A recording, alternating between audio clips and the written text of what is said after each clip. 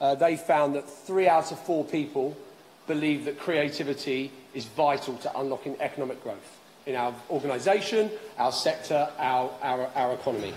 But here's the big flip to everything I've just said. Only 1 in 4 people believe they have the permission or the ability to be creative at work. And that's the big issue here, folks. I think technology, and I'm a massive proponent of technology, but it can be a distraction to what really drives innovation, which is people. Don't get me wrong. Technology, automation and digitalisation is giving us a set of tools that are more powerful than ever before in which to work with. But it is still human beings that innovate. And it is often the lack or the absence of creativity within organisational cultures that is stopping that innovation from happening. A fantastic quote here from Kevin Kelly, the founder of Wired. You know, we're not lacking in knowledge and technology in the world. And where we are, we can actually, Moore's Law, which I'll talk about in a bit more in a second, Moore's Law actually enables us to quite accurately forecast when it will be here. So technology isn't the problem, and nor is knowledge. It's our imagination of what to do with it. Let me give you a story as to the consequence of this. So we go back, basic history. If you're a history expert in the room, you're going to be extremely underwhelmed by the next minute or so. But a story, let's go back to the early 1600s, where many countries, in fact, in the developed world, set up shipping organisations to go and explore the furthest reaches of our known world to transport precious goods around the globe. And one of those goods was spices. So precious because it helped to preserve food, or at least helped rotten food to taste not so bad. And if you were in the spice trade, so the spice trade was formed, and people in the spice trade were the wealthiest in the world. Organisations often owned by governments, or what were the versions of governments back then. They dominated the world. They were market leaders in this spice trade. And so was the case for a long, long time. But fast forward, in this case, a few hundred years, and the spice trade's value was wiped out almost overnight. Because somebody worked out that if you insulated 2 pieces of wood in such a way, you could actually maintain a temperature, a constant temperature, in an entire building, or indeed a railway carriage, for a prolonged period of time. So the spice trade was wiped out overnight by the ice trade. People cutting ice from cold parts and transferring them to warm parts, and being able to maintain them there whilst they sold them on. The spice trade wiped out, and then the ice trade was formed, and again, market leaders in the ice trade. Fast forward a few more years again, the ice trade wiped out overnight, because someone realised that if you could create a consistent temperature in a space, well then actually you could make ice on site in that location. So guess what? The artificial ice trade was born, and the ice trade wiped out. And then we could go on and on. The early forms of refrigeration with ice boxes, and then electricity, and so on and so on. And here's the interesting thing about that story, and a very basic story, so thank you for going with me. But not one of the market leaders in each of the trades went on to be a market leader in the next one. And that's the big watch out, folks. What history tells us is this. Almost every sector or industry gets disrupted eventually. In fact, I would go so far to say everyone does. It might not have happened yet, but it will if there is an industry that hasn't been disrupted. At Google, we work on the premise that search will be disrupted, and it might not be us that does it. We do everything we can to try and be in that control, but it might be somebody else who has the ability to think differently about it to us. It's happening faster than ever, as I just showed there with the acceleration, and this is where technology is helping to play a fantastic part, or a threat, if you like, if you are one of those incumbents. And rarely is it the incumbent that does the disrupting. And I think that is the big watch out and lack of creativity in the world. We see it, I'll show those logos because they're the poster children of disruption, but actually it's happening on a smaller scale. It's even happening within organisations where one team or department is being wiped out by or disrupted by another department that's thinking about that job in a totally, or that function in a totally different way.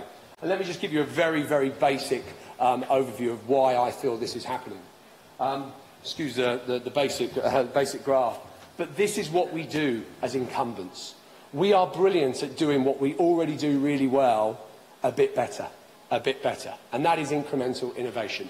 Not a problem. in isolation. Not a problem in isolation. We should be doing that, the marginal gains of incremental innovation.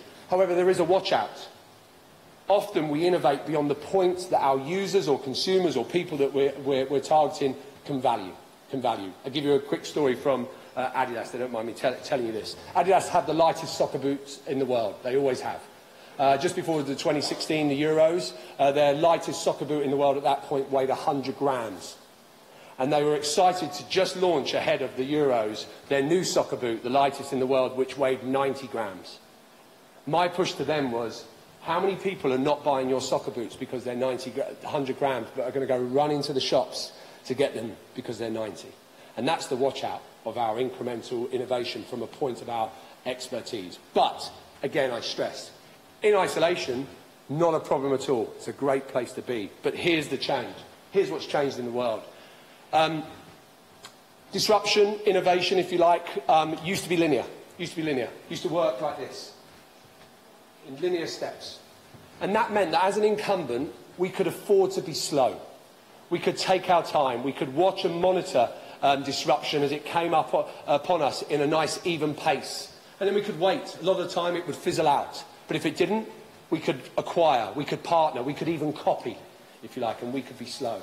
But because technology is powering so much of innovation in the world, and Moore's Law, just in case you aren't familiar with the principle of Moore's Law, Gordon Moore, founder of Intel, predicted that computer processing power would double every 2 years, and he's largely been right. So if you do a doubling of 30 steps, you can see the difference if you can see the bottom of the screen there. And that's the stark difference. You've got 30 to over 500 million. Transfer that to a linear graph, and I'm sure you know where this is going. It looks like that. And so what that means is that disruption no longer is something that we can predict or see or be slow, because one day it doesn't even exist. Facebook will tell you this with their acquisition of WhatsApp. Now, it's been a very successful acquisition, but one day it wasn't even on the radar for many of us. And the next day it had the ability to wipe out their organisation. I'll skip on from that. I can tell you that story later. But that's the result.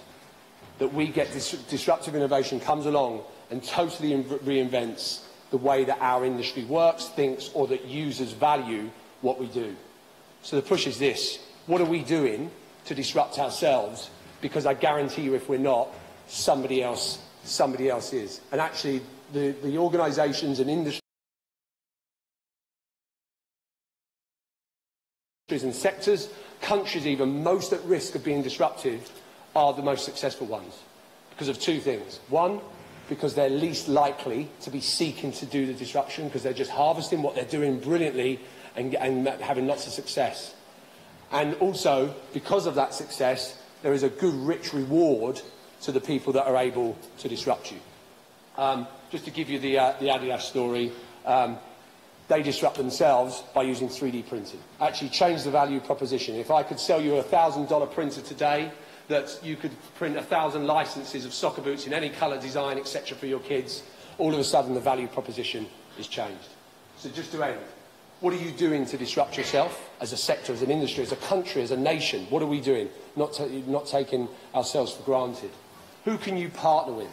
Who can you partner with? Here's the big thing. Entrepreneurs aren't often the technological experts, but they know where to find them to make their ideas happen. What other worlds do you have the ability to disrupt? If we're being disruptive, this is what, I salute Google here. Google recognise that we are constantly under threat of disruption, so we're looking to do it ourselves, make sure we're in control of it. And last but not least, what experiments can you start today? Because that's where creativity is born and happens. And I suppose for those of you that are leaders in organisations and companies, what are you doing to promote that? Thank you for listening. Thank you. Thank you very much, Kirk, for that presentation and the challenges of disrupting. And I'm pretty excited that we haven't been disrupted so much that we can still do this panel in person, physically, which is pretty nice. I'd like to pass it over to Jelena Galic for your comments on innovation and the digital economy. Yeah, thank you. Okay, thank you. So I'm very pleased that I'm present here today, and especially since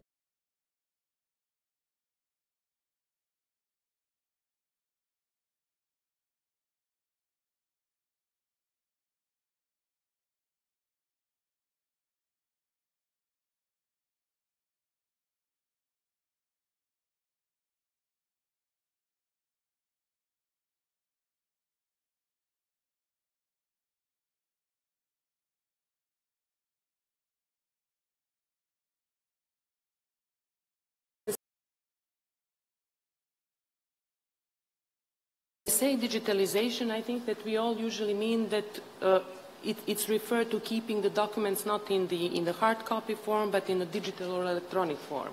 Or maybe introducing some customer application, customer support application, or selling the products online. But it does not necessarily mean that all these single actions means that you are digitalize your operations. Digitalization should be seen, I would say, as the process which means using the existing technology and information in a way to enable easier access to your services, or maybe to save the time of your customers.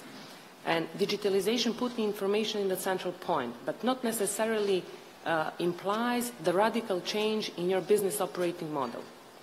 On the other side, digital transformation, real digital transformation, should be seen as a much broader concept, which implies radical changes in the operating model, which require integration, I would say, of innovative solutions and digital technologies in all aspects of your business, which as a consequence would have different operating model, doing everyday business, which will create additional value to the users, and at the end, which will, let's say, create additional sources of revenue and increasing the profitability. And in that sense, I would say, for example, my personal opinion, the real example of digital transformation, the real digital transformation, the appearance, for example, of Uber, or the appearance of autonomous vehicle, or maybe using the drones in agricultural production in a way to monitoring the crops, and then taking the facts and finding in a way how to increase your agricultural production.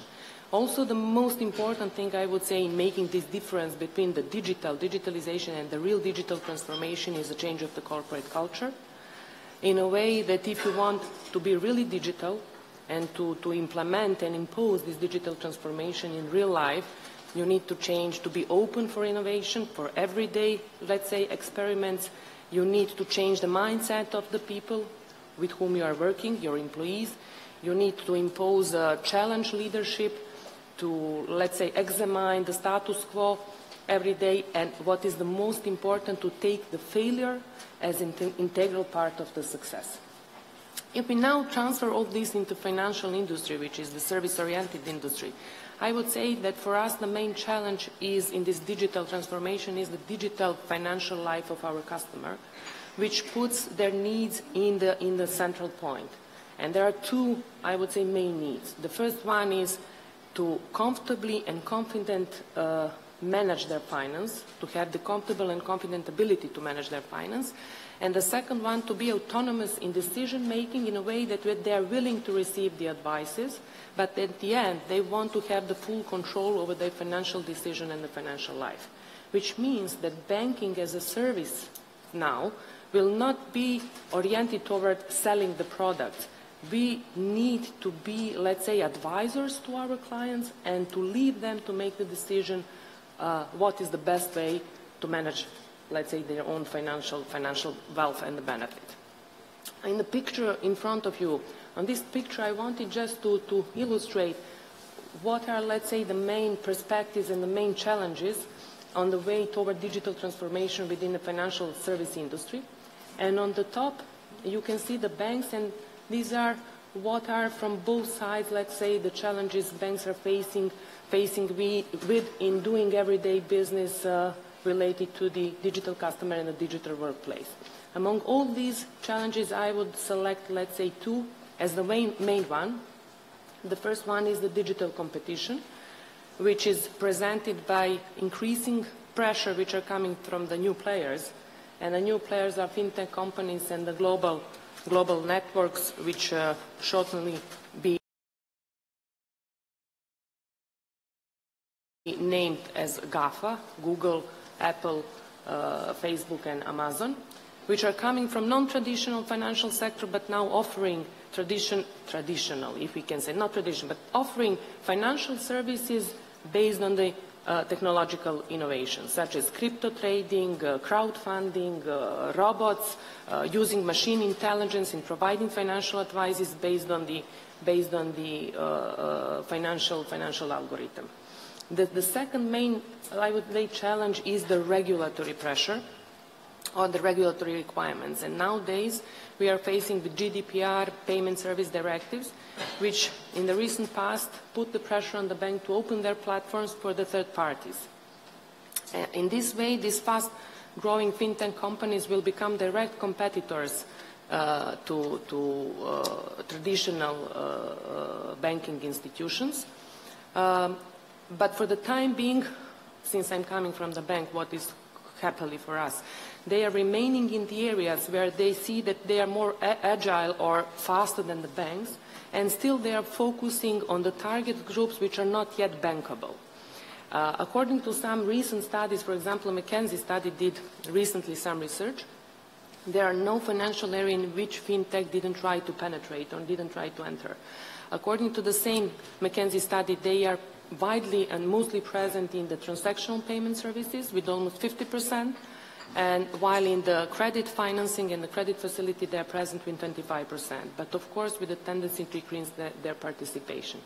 And in challenging now with these two, let's say, main challenges, in facing with these two main challenges, I would say that what can be the wisdom strategy for the traditional financial institution? They should become, let's say, a platform which will dispose their services to the clients through the fintech companies as a distribution channel, and thus enabling that broader range of services and the products should be disposed or on disposal to the broader number of clients on different geographies at the same time.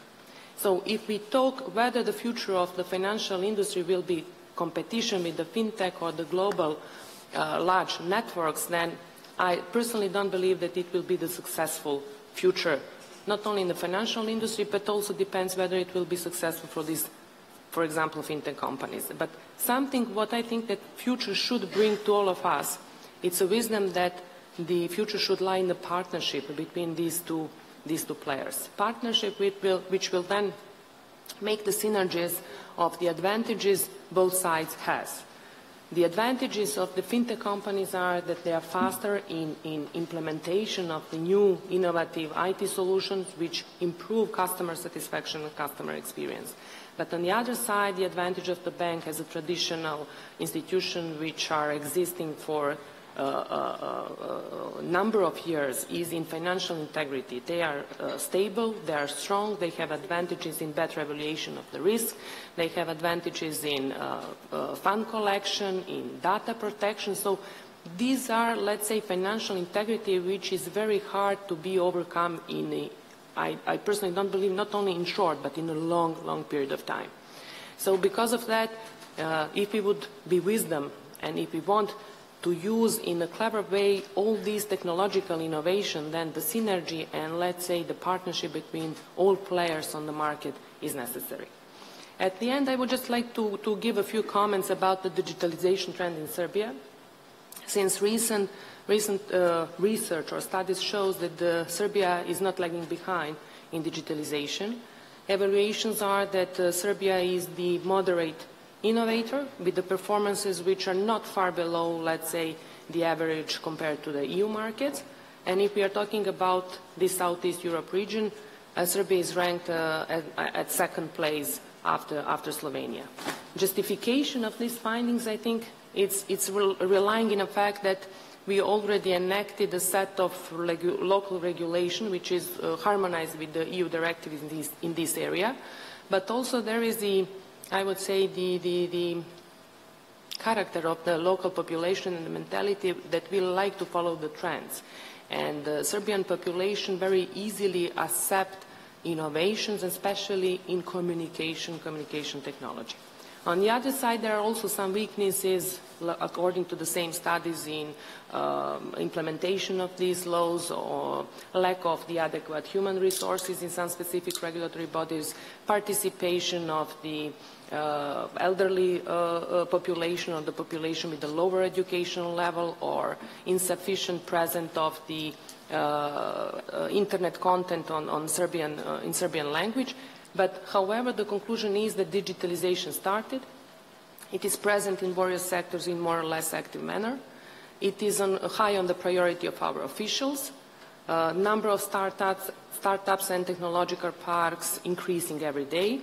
And what is more important, they are dealing with a project which are based on knowledge and infrastructure capacities which Serbia has, which altogether gives and lead to the conclusion that Serbia has the potential to build itself, or let's say position itself as a potential regional digital hub. And my personal belief, if we want to achieve this strategy, is that what is the main, let's say, crucial elements is continuous investments in education and technological literacy of our citizens. But at the end, I would say that lessons learned from the digital era, which started, not finished yet, is that it confirmed again the Darwin's theory, evolution theory, that it will survive only one who is adaptable to change. And my personal belief is that Serbia has the capacity for this, and its local environment really realize it. Thank you very much indeed, and a good transition from disruption to the theory of evolution, and I'm glad again that we're still all here today. And if I could just ask Maja Anđelković, please, for your comments on the digital era. Thank you.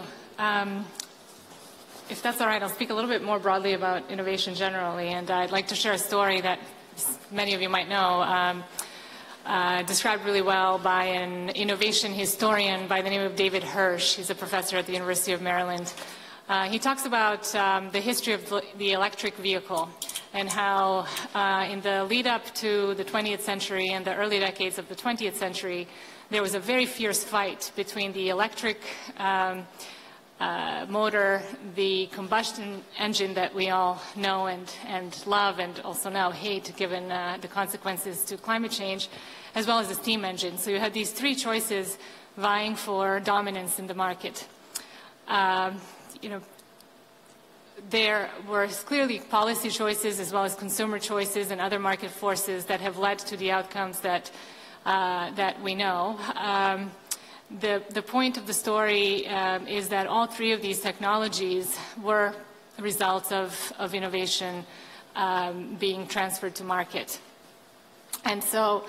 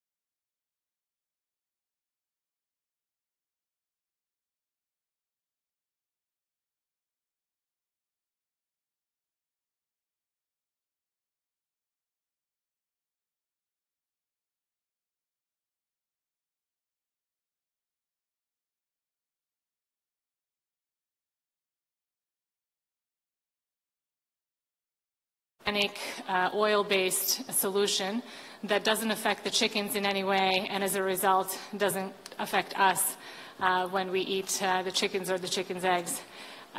There are a number of health innovations, and so you can see that the potential is there. What isn't there necessarily is an ideal environment in terms of policy support, but also financing, integration into global value chains and markets that allows more of these innovators to bring their solutions to market. And this is particularly evident in two ways. On the research and development side, Serbia allocates about 100